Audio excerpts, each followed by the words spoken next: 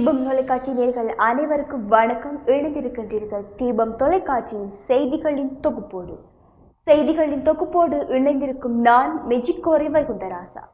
இன்றைய தினம் இலங்கையில் இடம்பெற்ற முக்கியமான செய்திகளின் தொகுப்போடு இணைந்திருக்கின்றோம். அந்த வகையில் முதலாவது செய்தியாக இலங்கை தொடர்பான தீர்மான வரைவு இன்று ஐநா மனித உரிமைகள் பேரவையில் சமர்ப்பிக்கப்படும் என்று கூறப்படுகின்றது.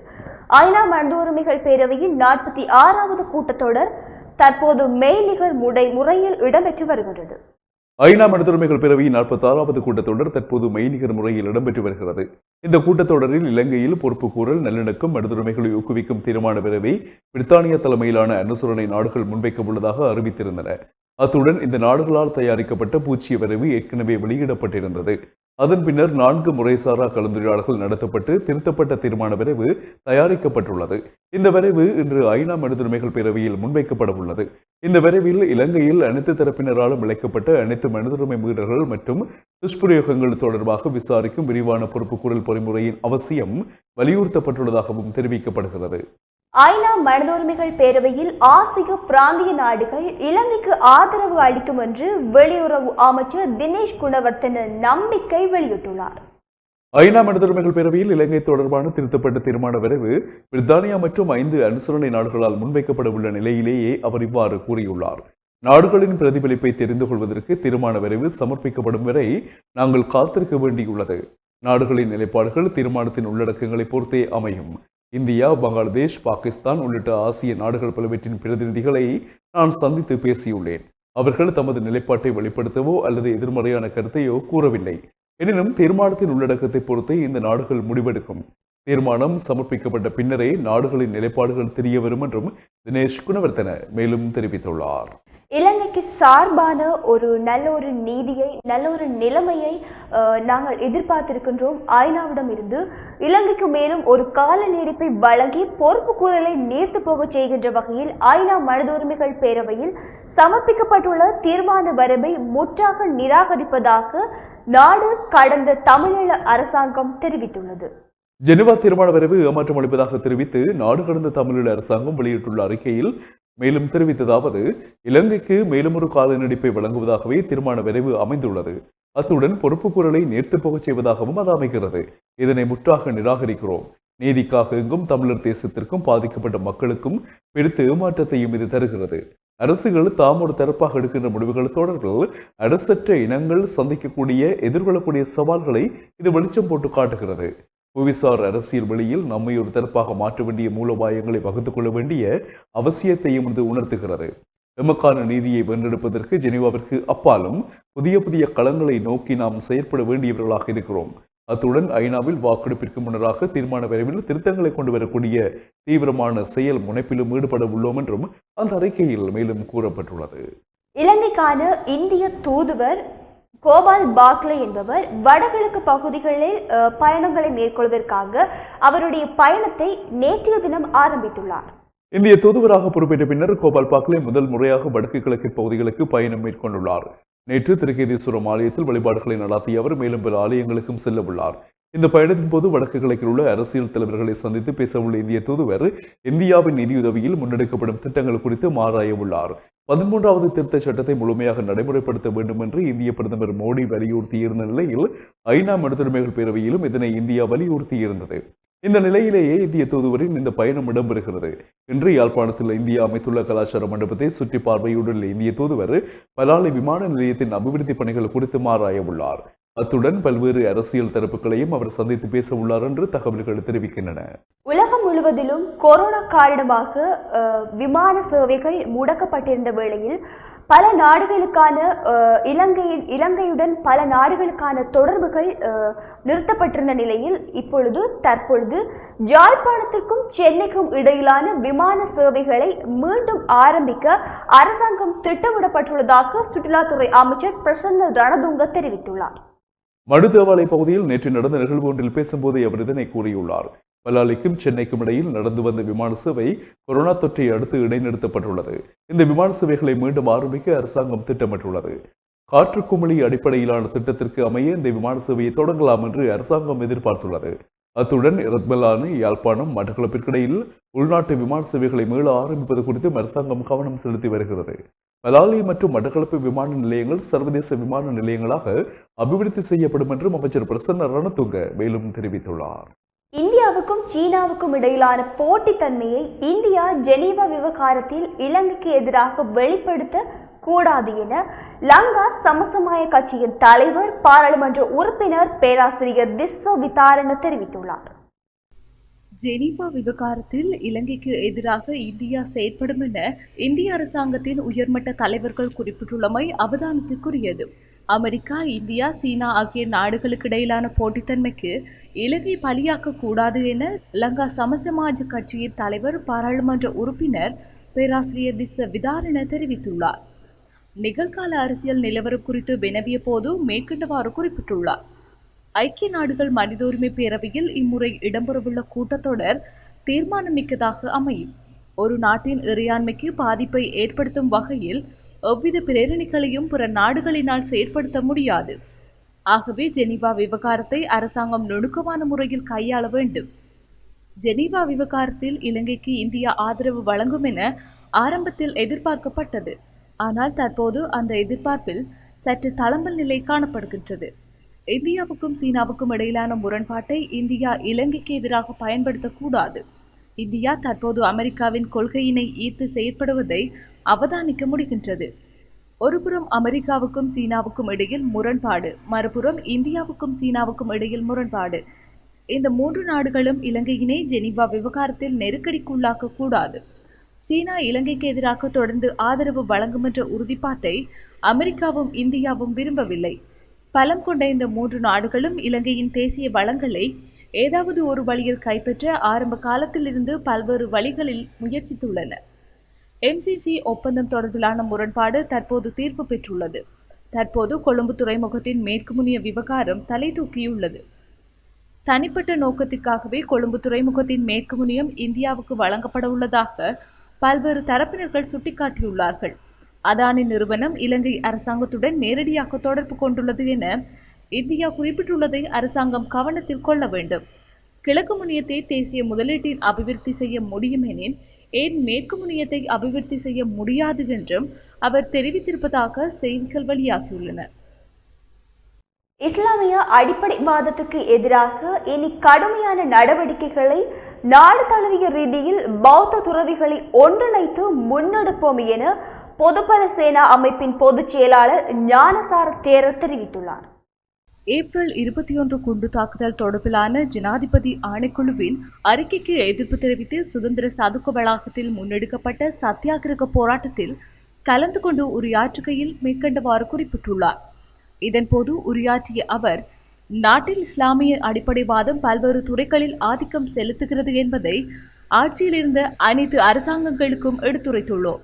குறுகிய காலத்தில் அரசியல் நோக்கங்களை அடிப்படையாக கொண்டு அனைத்து அரசாங்கங்களும் அடிப்படைவாதத்தை வளர்த்து எம்மை இனவாதிகளாக சித்தரித்துள்ளது. அனைத்து தரப்பினரது பலவீனத்தையும் ஏப்ரல் 21 குண்டு தாக்குதலாக வெளிப்பட்டது. நாட்டில் இனவாதத்தை தோற்றுவிக்கும் வகையில் பௌத்த அமைப்புகள் ஒருபோதும் செயற்படவில்லை. பௌத்த மதத்திற்கு பாதிப்பு ஏற்படும் போது அதற்கு எதிர்ப்பு தெரிவிப்பதை இனவாத செயற்பாடு என குறிப்பிட முடியாது. மத கொள்கையை அடிப்படையாக கொண்டு தோற்றம் பெற்றுள்ள இஸ்லாமிய அடிப்படைவாதத்தை இல்லாதொழிக்க அரசாங்கம் உரிய நடவடிக்கைகளை முன்னெடுக்கும் என எதிர்பார்க்க முடியாது. சமர்ப்பிக்கப்பட்டுள்ள அறிக்கை அரசாங்கத்துக்குள் அரசியல் பிரச்சனையாக தோற்றம் பெற்றுள்ளது. பௌத்த நாட்டில் இஸ்லாமிய அடிப்படைவாதத்தை முழுமையாக இல்லாதொழிக்கும் பொறுப்பினை பௌத்த மத தலைவர்கள் அனைவரும் ஒன்றிணைந்து ஏற்க வேண்டும். இஸ்லாமிய அடிப்படைவாதத்தை முழுமையாக இல்லாதொழிக்க அரசாங்கத்துக்கு முன்வைத்துள்ள யோசனைகளுக்கு மகாநாயக்க தேரர்கள் முழுமையான ஆதரவை வழங்குவார்கள். அனைத்து மத தலைவர்களையும் ஒன்றிணைத்து நாடு தழுவிய ரீதியில் இஸ்லாமிய அடிப்படைவாதத்துக்கு எதிரான கடுமையான நடவடிக்கைகளை இனி முன்னெடுப்போம். பாரம்பரிய முஸ்லிம் மக்களின் உரிமைகளுக்கு பாதிப்பை ஏற்படுத்த வேண்டும் என்பது எமது நோக்கமல்ல. இஸ்லாமிய மத போர்வையில் தோற்றம் பெற்றுள்ள அடிப்படைவாதத்துக்கு எதிராகவே செயற்படுகின்றோம். இதுக்கு பாரம்பரிய முஸ்லிம் சமூகத்தினரும் முழுமையான ஆதரவை வழங்குவார்கள் என எதிர்பார்க்கிறோம் எனவும் தெரிவித்திருப்பதாக செய்திகள் வெளியாகியுள்ளன. பயிற்சிகளுக்கான இடங்களை வழங்குவதற்காக விவசாய காணி வங்கி ஒன்றை ஸ்தாபிக்க யோசனை முன்வைக்கப்பட்டுள்ளதாக நீர்ப்பாசன அமைச்சர் ஜமல் ராஜபக்ஷ தெரிவித்துள்ளார். சகல நிறுவனங்களுக்கும் சொந்தமான இடங்களை காணி வங்கியின் கீழ் கொண்டுவரப்பட வேண்டும் என அவர் குறிப்பிட்டுள்ளார். அந்த இடங்களை தெங்கு, கருவா உள்ளிட்ட சிறந்த பயிற்சிகளுக்காக வழங்க நடவடிக்கை எடுக்க வேண்டும் எனவும் அமைச்சர் சமல் ராஜபக்ஷ தெரிவித்துள்ளதாக செய்திகள் வெளியாகியுள்ளன. அரசியல் விடயங்களை பாட புத்தகங்கள் வரை கொண்டு செல்கின்ற நாடாக எங்களுடைய நாடு இடம்பெறுகின்றது. அந்த வகையில் இஸ்லாமிய பாட புத்தகங்களில் காணப்படும் அடிப்படைவாத விடயங்கள் நீக்கப்படும் என்று அமைச்சர் சரத் வீரசேகர தெரிவித்துள்ளதை போன்று பாடப்புத்தகங்களில் உள்ள விடயங்களை அரசியல்வாதிகளின் தேவைக்கு ஏற்ப மாற்றிக்கொள்ள முடியாது என்று முன்னாள் பாராளுமன்ற உறுப்பினர் ஹசன் அலி தெரிவித்துள்ளார். இது தொடர்பில் அவர் மேலும் கூறுகையில், இஸ்லாமிய பாடநூல்களில் எது அடிப்படைவாத விடயம், எது அடிப்படைவாதமற்ற விடயம் என்பதை அரசியல்வாதிகள் தீர்மானிக்க முடியாது. பல்கலைக்கழகத்தின் ஊடாக இஸ்லாமிய கல்வியலாளர்கள் அடங்கிய குழு ஒன்றை நியமித்து அதனூடாக இவ்விடயம் தொடர்பில் தீர்மானிக்க முடியும். அடிப்படைவாதம் என்பது அனைத்து மதங்களிலும் காணப்படுகின்றது. தாம் பின்பற்றும் மதத்தை பற்றி முழுமையாக புரிந்து கொள்ளாதவர்களே அடிப்படைவாதிகள் ஆவார். மதங்களை பற்றி நன்கு அறிந்து அவற்றை பின்பற்றுபவர்கள் அடிப்படைவாதிகளாக இருக்க மாட்டார்கள். எனவே இஸ்லாம் பாடநூல்களில் உள்ளடக்கப்பட்டுள்ள விடயங்களை அமைச்சர் சரத் வீரசேகர கூறுவதை போன்று அரசாங்கத்தின் தேவைக்காக அல்லது அரசியல் கட்சியொன்றின் தேவைக்காக மாற்ற முடியாது. இஸ்லாமிய கல்வியலாளர்கள் அடங்கிய குழுவை நியமித்து இதற்கான தீர்வை காணுமாறு வலியுறுத்துகின்றோம் என்றும் தெரிவித்துள்ளதாக செய்திகள் வெளியாகியுள்ளன. சதோச விற்பனை நிலையங்களில் விற்பனை செய்யப்படும் பல பொருட்களின் விலைகள் குறைக்கப்பட்டுள்ளதாக வர்த்தக அமைச்சு தெரிவித்துள்ளது.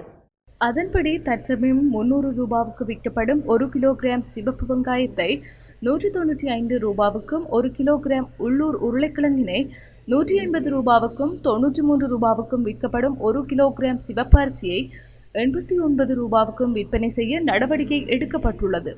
இந்த விலைகளானது இன்று முதல் அமலுக்கு வரும் என வர்த்தக அமைச்சின் செய்தி தொடர்பாளர் உறுதிப்படுத்தியுள்ளார். கடந்த பிப்ரவரி முதல் 27 அத்தியாவசிய பொருட்களுக்கான விலைகளானது குறைக்கப்பட்டமையும் குறிப்பிடத்தக்கது. இலங்கையின் கொரோனா காரணத்தினால் ஏற்றுமதி, இறக்குமதி போன்ற சில விடயங்களுக்காக தடைகள் விதிக்கப்பட்டிருந்தது. இருப்பினும் எங்களுடைய நாடு அனைத்து வகையிலும் எங்களுடைய நாட்டை அபிவிருத்தி செய்வதற்காக பல விடயங்களை மேற்கொண்டு வருகின்றது. அந்த வகையில் அரசாங்கத்தினால் இந்த வருடத்திற்கான நிர்ணயிக்கப்பட்ட ஏற்றுமதி இலக்கினை அடைவதில் சிக்கல் உள்ளதாக ஆடை ஏற்றுமதியாளர் சங்கம் தெரிவித்துள்ளது. கோவிட்-19 தொற்று பரவலுக்கு முன்னர் காணப்பட்ட சூழலை போன்று தற்போது அந்த இலக்குவில் அடைய முடியாது என அந்த சங்கத்தின் பொதுச் செயலாளர் துலிக்குரே தெரிவித்துள்ளார். ஆடை ஏற்றுமதி தொழில்துறைக்கு அரசாங்கத்தினால் $6 பில்லியன் இந்த வருடத்திற்காக நிர்ணயித்திருந்ததாக அவர் குறிப்பிட்டுள்ளார். சுகாதார வழிகாட்டுதல்களுடன் செயற்பட வேண்டும் என்பதனை அதிகம் கவனம் செலுத்தி வருவதனால் பல தொழிற்சாலைகளில் ஆடை உற்பத்தியிலும் வீழ்ச்சி ஏற்பட்டுள்ளது. உலகளாவிய ரீதியில் தரத்திலும் நம்பகத்தன்மையும் தற்போது ஏற்படுத்த வேண்டிய சூழல் ஏற்பட்டுள்ளது. இவ்வாறானதொரு சூழலில் அரசாங்கம் இந்த வருடத்திற்காக நிர்ணயித்துள்ள ஏற்றுமதி இலக்கினை அடைய முடியாது என ஏற்றுமதி சங்கத்தின் பொதுச் செயலாளர் தெரிவித்துள்ளார். ஈஸ்டர் தாக்குதல் தொடர்பான அறிக்கை வெளியிடப்பட்டிருந்த போதும் அதில் முழுமையான விடயங்கள் உள்ளடக்கப்படவில்லை என்றும், அதன் மூலம் அந்த அறிக்கை வைத்துக்கொண்டு ஒரு குற்றவாளியை நாங்கள் நிரூபிக்க முடியாது உள்ளது என்றும் பலர் மத்தியிலும் பல கருத்துக்கள் இடம்பெற்றுக் கொண்டிருக்கின்ற வேளையிலும் ஈஸ்டர் தாக்குதல் குறித்த மிகுதி அத்தியாயங்களுடன் சட்டமா அதிபரிடம் இன்று ஒப்படைக்கப்பட்டுள்ளது. உயிர்த்த ஞாயிறு தின தாக்குதல்கள் தொடர்பான ஜனாதிபதி ஆணைக்குழுவின் அறிக்கையில் மிகுதி 22 அத்தியாயங்களும் சட்டமா அதிபரிடம் ஒப்படைக்கப்பட்டுள்ளதாக சட்டமா அதிபரின் இணைப்பதிகாரி அரசு சட்டத்தரணி நிஷாரா ஜாயரத்ன தெரிவித்துள்ளார். நாட்டின் அரசியல் விடயங்களாலும் ஒரு சில பகுதி மக்கள் பாதிக்கப்பட்டு வருகின்ற வேளையிலும் கொரோனாவின் தாக்கத்தினால் அதிலிருந்து மீள்வதற்காக பல முயற்சிகளை நாங்கள் மேற்கொண்டு வருகின்ற போதிலும் இந்த காட்டு யானை தாக்குதல் போன்ற நடவடிக்கைகளால் மக்கள் பல கஷ்டங்களை, பல துன்பங்களை அனுபவித்து வருகின்றனர். அந்த வகையில் புத்தளம் கல்லடி பிரதேசத்தில் அந்த பகுதி மக்கள் இன்று அதிகாலை போராட்டம் ஒன்றில் ஈடுபட்டிருந்தனர். இந்த காட்டு யானை தாக்குதலை தடுக்க நடவடிக்கை எடுக்குமாறு ஆர்ப்பாட்டக்காரர்கள் புத்தளம் குருநாகல் வீதியை கல்லடி பகுதியில் மறைத்து ஆர்ப்பாட்டத்தில் ஈடுபட்டனர். நேற்றிரவு நள்ளிரவு காட்டு யானை தாக்குதலுக்கு இலக்கான 53 வயதுடைய 2 பிள்ளைகளின் தந்தை ஒருவர் பலியானார். கடந்த 10 நாட்களுக்கு முன்னரும் காட்டு யானை தாக்குதலுக்கு இலக்கான ஒருவர் பலியானார். தங்களது கிராமத்தில் நாளாந்தம் இடம்பெறும் காட்டு யானைகளின் ஊடுருவல்களை தடுக்க அதிகாரிகள் நடவடிக்கை எடுப்பது இல்லை என குற்றம் சுமத்தி ஆர்ப்பாட்டத்தில் ஈடுபட்டனர். நாட்டில் இதுவரை 7,59,054 பேருக்கு ஆக்ஸ்போர்ட் அஸ்ட்ராசெனேகா கோவிஷீல்டு தடுப்பூசிகள் செலுத்தப்பட்டுள்ளன. சுகாதார அமைச்சின் தொற்றுநோய் விஞ்ஞான பிரிவு இதனை தெரிவித்துள்ளது. அந்த வகையில் நேற்றைய தினம் மாத்திரம் 7,450 பேருக்கு தடுப்பூசிகள் செலுத்தப்பட்டுள்ளன. கடந்த ஜனவரி மாதம் 29ஆம் தேதி முதல் இந்த தடுப்பூசி செலுத்தும் பணிகள் முன்னெடுக்கப்பட்டு வருகின்றன. இலங்கையில் இடம்பெறவுள்ள பிம்ஸ்டெக் மாநாட்டில் பங்கேற்குமாறு மியான்மர் வெளிவிவகார அமைச்சருக்கு விடுக்கப்பட்ட அழைப்பை மீள பெற வேண்டும் என எதிர்க்கட்சி தலைவர் சஜித் பிரேமதாஸ் அரசாங்கத்திடம் கோரியுள்ளார். கொழும்பில் நேற்று இடம்பெற்ற நிகழ்வொன்றின் போது அவர் இதனை தெரிவித்துள்ளார். ஜனநாயகத்தை சீர்குலைத்து இராணுவமயமாக்கலின் ஊடாக அநீதியாக உருவாக்கப்பட்ட ஆட்சியொன்று தற்போது மியான்மரில் ஸ்தாபிக்கப்பட்டுள்ளது. தற்போதைய இலங்கை அரசாங்கத்தின் வெளிவிவகார அமைச்சர் மியான்மரில் இடம்பெற்றுள்ள இராணுவமயமாக்கல் சர்வாதிகார தன்மையை கவனத்திற்கொள்ளாது இராணுவமயமான அரசாங்கத்தினால் உருவாக்கப்பட்டுள்ள வெளிவிவகார அமைச்சருக்கு பிம்ஸ்டெக் மாநாட்டில் பங்கேற்குமாறு கடிதம் மூலம் அழைப்பு விடுத்துள்ளார். இது சர்வதேச தொடர்புகளுக்கு இடையில் இடம்பெறுவதால் நான் நினைக்கின்றேன் இந்த அரசாங்கத்திற்கு சர்வதேச தொடர்புகள் குறித்து சிறந்த அறிவு இல்லாத நிலையில் இந்த பாரிய குற்றத்தை இழைக்கப்பட்டுள்ளது. சரியாயின் ஆங் சான் சூகி தலைமையில் ஜனநாயக ரீதியிலான அரசாங்கத்தை ஸ்தாபிப்பதற்காக ஆக குறைந்தது அறிவிப்பு ஒன்றையாவது இலங்கை அரசாங்கம் விடுத்திருக்க வேண்டும். இந்நிலையில் குறித்த அழைப்பினை உடனடியாக மீளப் பெறுமாறு அரசாங்கத்திடம் வெளிவிவகார அமைச்சரிடமும் கோருவதாக சஜித் பிரேமதாஸ் தெரிவித்துள்ளார். கொரோனா தொற்றாளர்கள் சிகிச்சை பெறும் மத்திய நிலையங்களாக மாற்றப்பட்டுள்ள கல்வியற் கல்லூரிகளை விரைவில் கல்வி நடவடிக்கைகளுக்காக ஒப்படைக்காவிட்டால் எதிர்காலத்தில் ஆசிரியர்களுக்கான பற்றாக்குறை நிலவும் என்று இலங்கை அதிபர்கள் சங்கத்தினர் தெரிவித்துள்ளனர். இலங்கை அதிபர்கள் சங்கத்தின் செயலாளர் பியர்ஸ்ரீ பெர்னாண்டோ இதனை தெரிவித்துள்ளார். இதேவேளை நாட்டில் நேற்று கோவிட்-19 தொற்றால் பாதிக்கப்பட்டு மேலும் 304 பேர் அடையாளம் காணப்பட்டுள்ளனர். இணையத்தினூடாக பொருட்களை விற்பனை செய்யும் புகழ்பெற்ற நிறுவனம் ஒன்றும் இலங்கையின் தேசிய கொடியின் உருவத்துடனான கால் துடைப்பான் மற்றும் பாதணிகளை அதன் இணையதளத்தில் விற்பனைக்காக பதிவிடப்பட்டுள்ளது. அமேசான் இணையதளத்திலேயே குறித்த பொருட்கள் விற்பனைக்காக பதிவிடப்பட்டுள்ளது. குறித்த பொருட்களை இலங்கையர்களும் பெற்றுக்கொள்ளும் வண்ணம் வசதிகள் அமைக்கப்பட்டுள்ளது.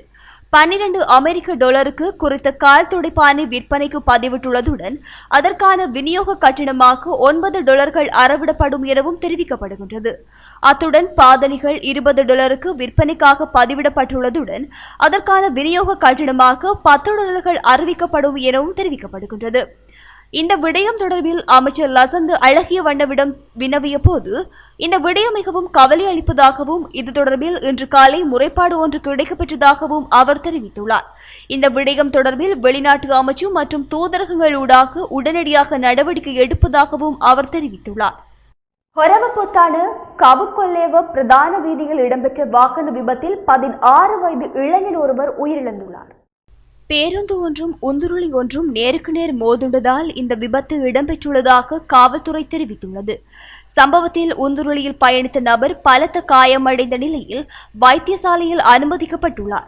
எனினும் சிகிச்சை பலனின்றி அவர் உயிரிழந்ததாக வைத்தியசாலை வட்டாரங்கள் தெரிவிக்கின்றன.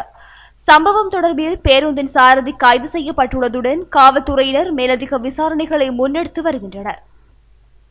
கொழும்பு விளக்கமறியல் சிறைச்சாலையில் இருந்து போதைப் பொருட்கள் மீட்கப்பட்டுள்ளன.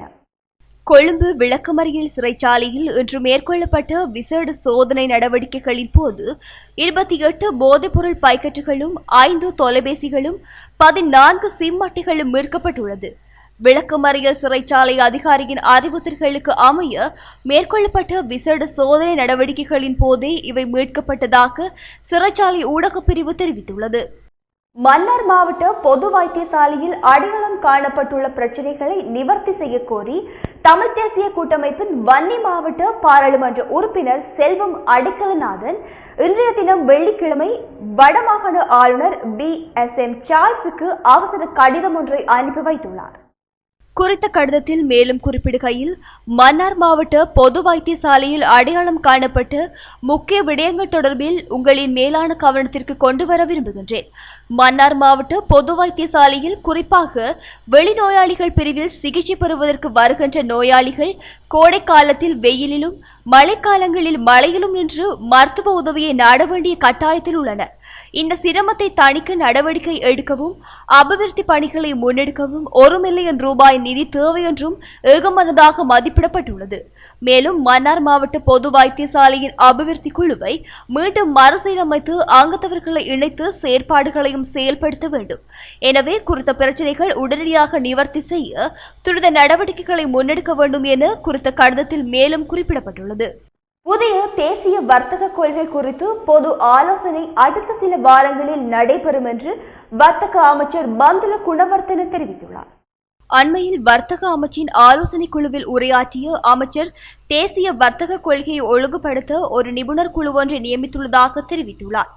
சதோசவில் உள்ள குறைபாடுகளை நிவர்த்தி செய்து கொள்வதற்காக புதிய கொள்கை ஒன்று தயாராக்குவதாக அவர் மேலும் தெரிவித்துள்ளார். கொரோனா தொற்றால் பாதிக்கப்பட்ட மேலும் 397 பேர் இன்று குணமடைந்து வீடு திரும்பியுள்ளனர். சுகாதார அமைச்சின் தொற்று நோய்கள் பிரிவு விடுத்துள்ள அறிக்கையில் இந்த விடயம் குறிப்பிடப்பட்டுள்ளது. இதற்கமைய இலங்கையில் கொரோனா தொற்றிலிருந்து குணமடைந்தவர்களின் மொத்த எண்ணிக்கை 83,958 உயர்வடைந்துள்ளது.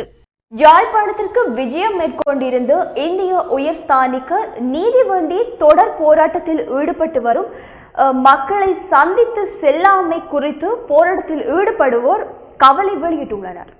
இலங்கையை சர்வதேச குற்றவியல் நீதிமன்றில் பாரப்படுத்த வேண்டும் என வலியுறுத்தி ஜாலில் இடம்பெற்று வரும் சுழற்சி முறையிலான உணவு தவிர்ப்பு போராட்டம் 13வது நாளாக இன்றும் தொடர்கின்றது. நீதி வேண்டிய இந்த போராட்டம் நல்லூர் நெல்லை ஆதீனம் முன்பாக ஜாழ்ப்பாணம் மற்றும் கிழக்கு பல்கலைக்கழக மாணவர்களால் ஆரம்பிக்கப்பட்டு தொடர்ந்து இடம்பெற்று வருகின்றது. இந்நிலையில் ஜாழ்ப்பாணத்திற்கு திடீர் விஜயம் மேற்கொண்டிருந்த இலங்கைக்கான இந்திய உயர்ஸ்தானிகர் கோபால் பாக்லே மரியாதை நிமித்தமாக நெல்லை ஆதீன குறு முதல்வரை சந்தித்திருந்தார். குறித்த சந்திப்பினை முடித்து திரும்பும் வழியில் உணவு தவிர்ப்பு போராட்டத்தில் ஈடுபடுவோரால் கோஷங்கள் எழுப்பப்பட்ட போதிலும் போராட்டத்தில் ஈடுபடுவோரை இந்திய உயர்ஸ்தானிகர் சந்திக்காமலேயே சென்றிருந்தார். இந்நிலையிலேயே போராட்டத்தில் ஈடுபடுவோர் கவலையை வெளியிட்டுள்ளனர். இத்துடன் தீபம் தொலைக்காட்சியின் செய்திகளின் தொகுப்பு நிறைவடைந்தன. மீண்டும் நாளை இரவு எதிர்பாருங்கள். வணக்கம்.